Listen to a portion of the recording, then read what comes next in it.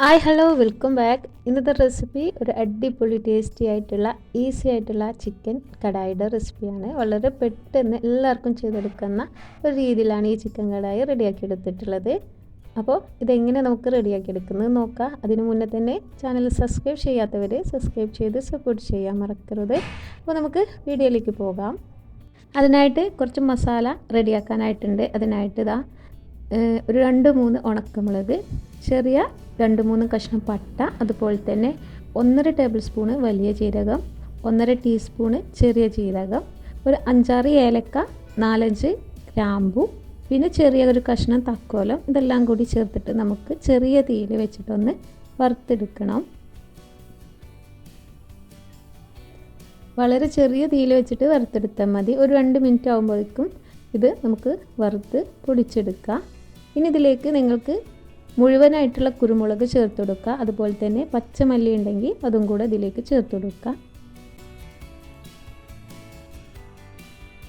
അപ്പോൾ നമുക്കിത് ചെറിയ തീയിൽ വെച്ചിട്ട് ഞാനിതൊന്ന് വറുത്തെടുക്കുന്നുണ്ട്.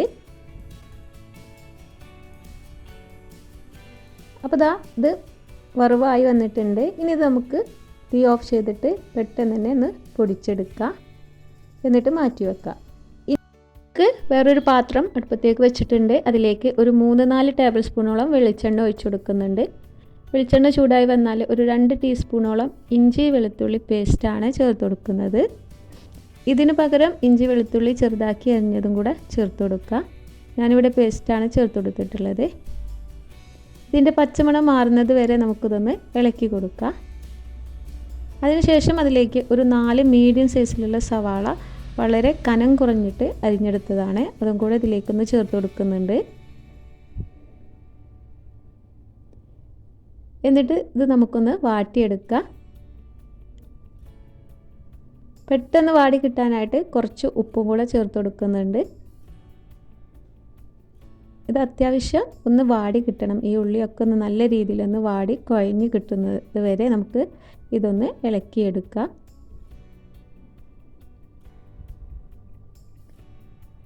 അപ്പോൾ ഞാൻ ഉപ്പ് ചേർത്ത് കൊടുത്തിട്ടുണ്ട്. ഇനി ഇത് ചെറിയ തീയിൽ വെച്ച് നമുക്കൊന്ന് അടച്ച് വെച്ചിട്ട് വേവിച്ചെടുക്കാം. അങ്ങനെ ആകുമ്പോൾ പെട്ടെന്ന് തന്നെ നമുക്കിതൊന്ന് വയന്ന് കിട്ടും. അപ്പോൾ ഉള്ളി അത്യാവശ്യം ഒന്ന് വാടി വന്നിട്ടുണ്ട്. ഇനി ഇതിലേക്ക് 2 തക്കാളി ചെറുതാക്കി ഒന്ന് മുറിച്ച് എടുത്തതും കൂടെ ചേർത്ത് കൊടുക്കുന്നുണ്ട്. എന്നിട്ട് ഇതൊന്ന് മിക്സാക്കി കൊടുക്കുക.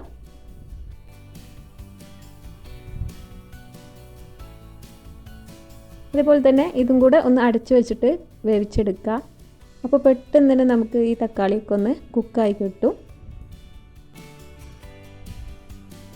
അപ്പോൾ തക്കാളിയൊക്കെ ചെറിയ രീതിയിലൊന്ന് വാടി വന്നിട്ടുണ്ട്. ഇനി ഇതിലേക്ക് ഒരു 4 പച്ചമുളകും കൂടെ ചേർത്ത് കൊടുക്കുന്നുണ്ട്.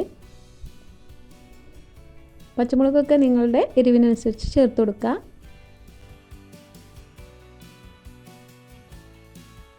ഇനി ഇതിലേക്ക് ഒരു 2 തക്കാളി മിക്സിയുടെ ജാറിലേക്ക് ഇട്ടിട്ടൊന്ന് അരച്ചെടുത്തതാണ്. അതും കൂടെ ചേർത്ത് കൊടുക്കുന്നുണ്ട്.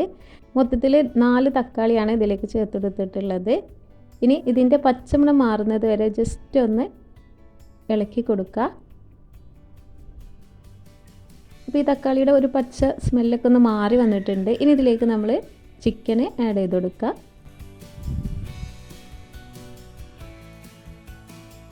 ഇനി ഇത് നല്ല രീതിയിലൊന്ന് മിക്സാക്കി കൊടുക്കുക. വേറെ വെള്ളമൊന്നും ഇതിലേക്ക് ആഡ് ചെയ്യേണ്ട ആവശ്യമില്ല. ഇനി ഇതിലേക്ക് മസാലപ്പൊടികൾ ആഡ് ചെയ്ത് കൊടുക്കുക. ഞാനിവിടെ ഒരു 3 ടേബിൾ സ്പൂണോളം മല്ലിപ്പൊടി ആഡ് ചെയ്ത് കൊടുക്കുന്നുണ്ട്. നമ്മൾ നേരത്തെ മസാല വറുത്തെടുത്തപ്പോൾ പച്ചമല്ലി ചേർത്തിട്ടുണ്ടെന്നുണ്ടെങ്കിൽ ഈ ഒരു സമയത്ത് മല്ലിപ്പൊടി ചേർത്ത് കൊടുക്കേണ്ട ആവശ്യമില്ല.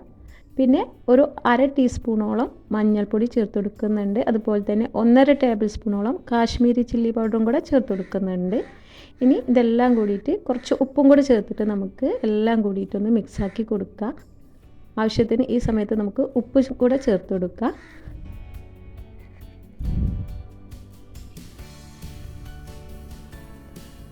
അതുപോലെ തന്നെ കുരുമുളക് പൊടി ചേർത്ത് കൊടുക്കുന്നുണ്ടെങ്കിൽ ഈ ഒരു സമയത്ത് നമുക്ക് ചേർത്ത് കൊടുക്കുക. നേരത്തെ മസാലയിൽ കുരുമുളക് ചേർത്തിട്ടുണ്ടെങ്കിൽ ഈ നേരത്തെ കുരുമുളക് ചേർത്ത് കൊടുക്കേണ്ട ആവശ്യമില്ല. ഇനി മൊത്തത്തിലൊന്ന് മിക്സാക്കി കൊടുക്കുക.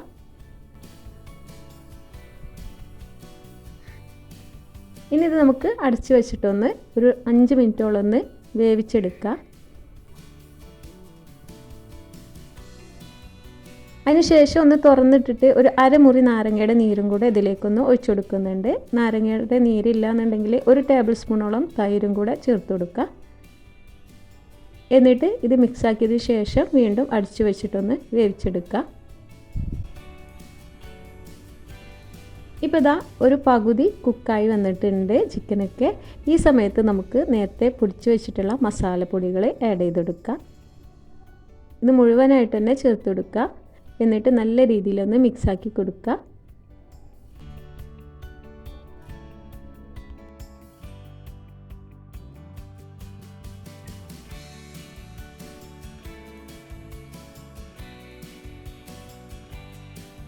ഇനി ഈ മസാലപ്പൊടികളൊക്കെ ഇതിലൊന്ന് പിടിക്കുന്നത് വരെ നമുക്കിതൊന്ന് തിളപ്പിച്ചെടുക്കുക ചെറിയ തീയിൽ വെച്ചിട്ട്. അപ്പോൾ ആ മസാലയൊക്കെ അതിലേക്ക് ഇറങ്ങി നല്ല രീതിയിലൊന്ന് പിടിച്ചു വന്നിട്ടുണ്ട്. ഈ ഒരു സമയത്ത് ഒരു 10-15 കാഷ്യൂനട്ട് വെള്ളത്തിലിട്ട് കുതിർത്ത് അരച്ചെടുത്തതാണ്, അതും കൂടി ഇതിലേക്ക് ചേർത്ത് കൊടുക്കുന്നുണ്ട്. ഇത് ഓപ്ഷണലാണ്, വേണമെന്നുണ്ടെങ്കിൽ മാത്രം ചേർത്ത് കൊടുത്താൽ മതി. എന്നിട്ട് ഇതൊന്ന് നല്ല രീതിയിലൊന്ന് മിക്സാക്കി കൊടുക്കുക.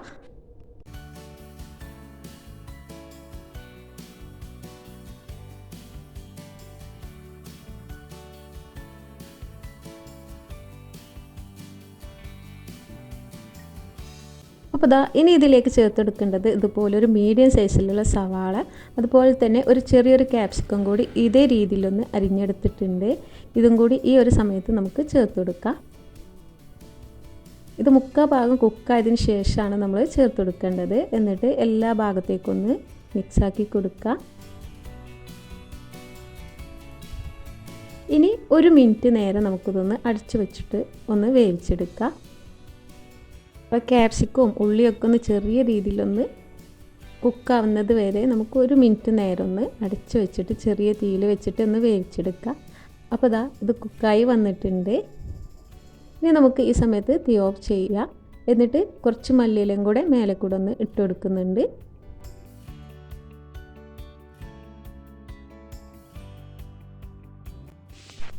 അപ്പോൾ നമ്മുടെ ചിക്കൻ കടായി ഇവിടെ റെഡി ആയിട്ടുണ്ട്. വളരെ സിമ്പിളായിട്ട് എല്ലാവർക്കും ചെയ്തെടുക്കാൻ പറ്റുന്ന നല്ല ടേസ്റ്റി ആയിട്ടുള്ള ഒരു ചിക്കൻ കടായിയുടെ റെസിപ്പിയാണിത്. നിങ്ങളെല്ലാവരും ഒന്ന് ട്രൈ ചെയ്ത് നോക്കുക, എന്തായാലും ഇഷ്ടപ്പെടും. വളരെ പെട്ടെന്ന് നല്ല ടേസ്റ്റിൽ നമുക്ക് ചിക്കൻ കടായി റെഡിയാക്കി എടുക്കാൻ പറ്റും. അപ്പോൾ നിങ്ങളെല്ലാവരും ഒന്ന് ട്രൈ ചെയ്ത് നോക്കുക. എന്നിട്ട് ട്രൈ ചെയ്ത് നോക്കിയിട്ട് റെസിപ്പി ഇഷ്ടപ്പെട്ടാൽ എന്തായാലും ഒന്ന് ലൈക്ക് ചെയ്യാൻ മറക്കരുത്. അതുപോലെ തന്നെ ചാനൽ സബ്സ്ക്രൈബ് ചെയ്യാതെ ആരെങ്കിലും വീഡിയോ കാണുന്നുണ്ടെങ്കിൽ സബ്സ്ക്രൈബ് ചെയ്യാനും മറന്നു പോകരുത്. അപ്പോൾ ഇന്നത്തെ ഈ റെസിപ്പി എല്ലാവർക്കും ഇഷ്ടപ്പെട്ടു എന്ന് വിചാരിക്കുന്നു. പുതിയ റെസിപ്പിയുമായിട്ട് വീണ്ടും കാണാം. താങ്ക്